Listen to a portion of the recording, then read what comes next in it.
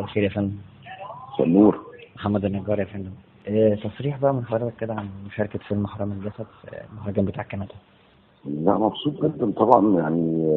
فجأة لقيت أستاذ خالد بيكلمني من لندن، بيقول لي احنا الفيلم يعني ادوا الحمد لله في اختاروه كمان من الحكايه للمسابقه الرسميه وبتاع في مهرجان فانكوفر في كندا. تمام. ان شاء الله شهر 10 نكون هناك نظبط الدنيا كلها، وان شاء الله نرجع بحاجه يعني باذن الله. باذن الله وفوق هم الناس متفائلين بالفيلم وحابينه، ويعني يا استاذ خالد قال لي شويه كلام حلو.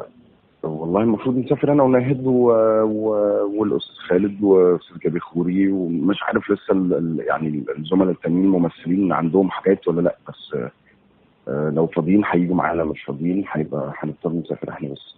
تمام. وتتوقع حضرتك ايه بقى يا استاذ احمد؟